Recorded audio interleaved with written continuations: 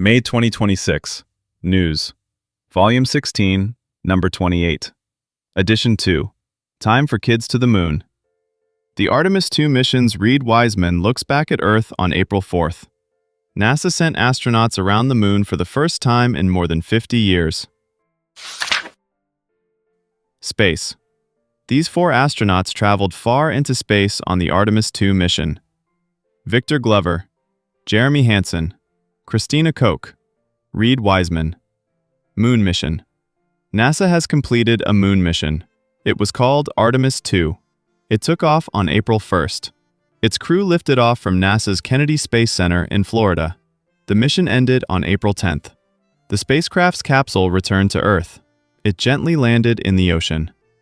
Artemis II was historic. It was the first crewed mission to the moon in 54 years. There were 4 astronauts aboard. They traveled 252,756 miles from home. That's farther from Earth than anyone had traveled before.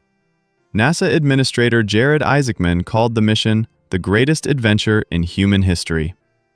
Flying into the future. Artemis is a series of missions. The first was in 2022.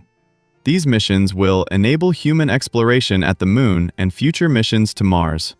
That's according to NASA. What's next?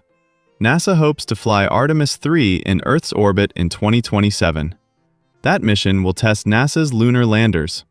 Artemis 4 and 5 could land on the moon in 2028. With Artemis II, NASA is closer to that goal. By Jeffrey Kluger for Time. Gorilla Multiples by Candace Dipsey. In March, gorilla twins were born in Virunga National Park. That's in the Democratic Republic of Congo.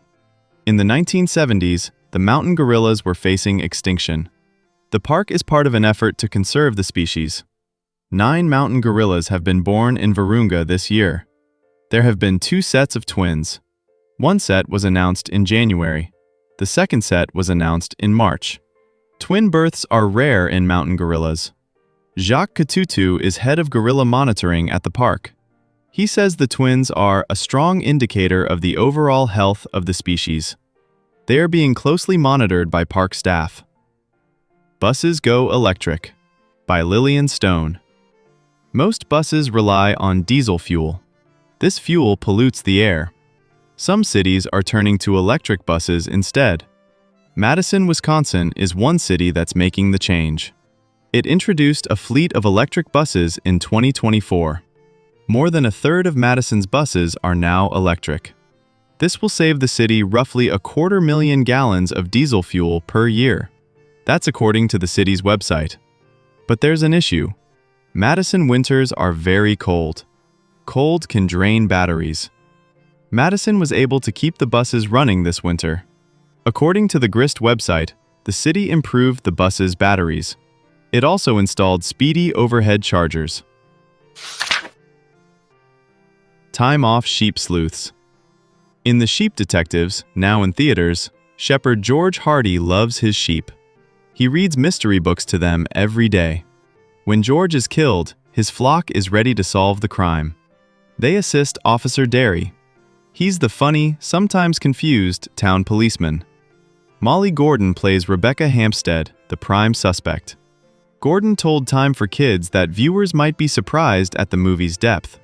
There's a lot of humor, but the film also brings up some things that are kind of hard to talk about, Gordon says. By TFK kid reporter Axel Foster. Sharing music. Colette Hiller is a writer and an actress. She loves sharing stories. Her latest book, The Elephant and the Piano, is based on real events. It's about a lonely elephant named Bonte and a man named Paul who plays music for him. Hiller told TFK that she came across a video of Paul's online. She was touched by the story. Some true stories are so amazing, you think they must be make-believe, she says. Paul's music makes Bonte happy. The Elephant and the Piano reminds readers that animals have feelings, Hiller says, and they respond to human kindness. By TFK Kid Reporter. Han Ming Wang.